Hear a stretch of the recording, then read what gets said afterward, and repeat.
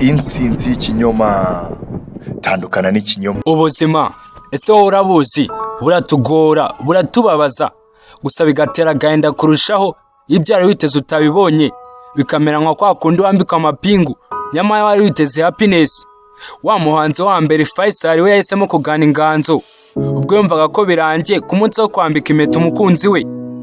Ese usa cyangwa niba warasomye cya gitabo batubwiraga ko kera ubwo yaganaga ishyamba ngo ahabwe umugisha murumuna we Yosefu akamurusha amayeri, bikarangira arize ubudaceceka ntacyo bigitanze.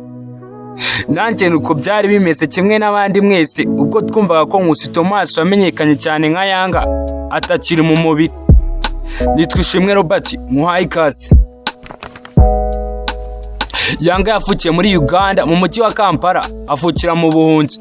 Mu mwaka w'1995 aratahuka kimwe n'abandi banyarwanda, atangira amashuri nk'abandi bose, ariko na mbere yo gutaha akaba yarigaga muri anglophone muri Uganda.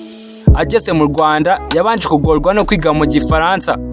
Yatangiye mu ishuri rya Remera Academy, nyuma aza gukomeza muri Saint Mary Kimironko, ari naho yatangiriye gusobanura filime. Amazina yiswe n'ababyeyi ni Nkusi Thomas, yise Yanga ubwo yaratangiye gusobanura filime. Icyo gihe yari afite imyaka 18. Yatangiye gusobanura filime ari we muto mu baye bari icyo gihe, ubwo hari ba Master Jake, Mike ndetse na Super. Ariko Nkusi Thomas niwe wari muto muri bo, yiyita Young Prophet, umuhanuzi ukiri muto. Kuba rero yaragize amahirwe yo kumenya Icyongereza akiri muto cyane ko yigaga mu mashuri ya anglophone akiri Uganda, ndetse akaza kugira amahirwe yo kumva filime zisobanuye mu Kiganda akiri muto, nibyo byamusunikiye kubyigana akabashyira mu Kinyarwanda, cyane ko naho byakorwaga mbere y'icyo gihe inaha.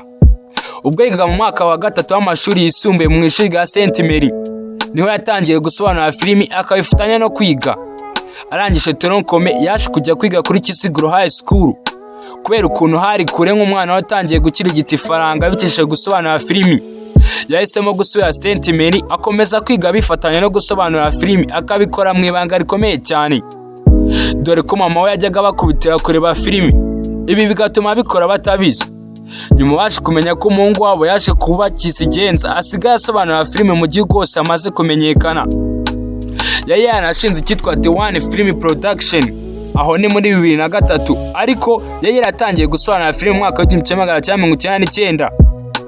Uyu mwuga ni watumye amenyekana cyane, agakundwa bidasanzwe, agakundirwa umwihariko we mu gusobanura filime, aho yahimbaga amagambo benshi twakunze.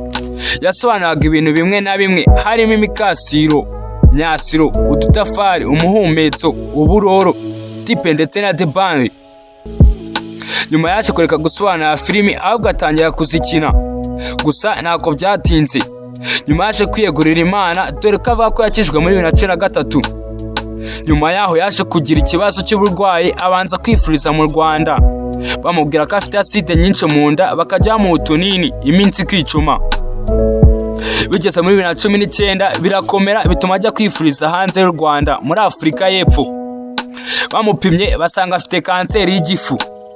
Mu buhamya yatanze yavuze ko mu buryo bw'igitangaza Imana yamukijije kanseri ubwo yarimo yifuriza muri South Africa. Gusa nyuma yongeye kurwara indwara y'umwijima asubira kwifuriza muri South Africa. Ari naho yaje kugwa.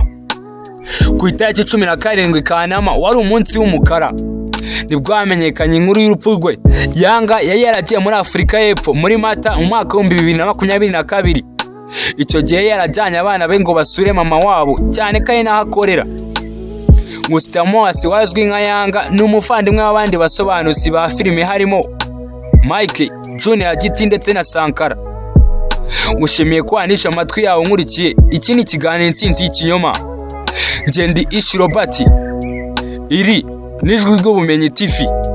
Ndabashimiye.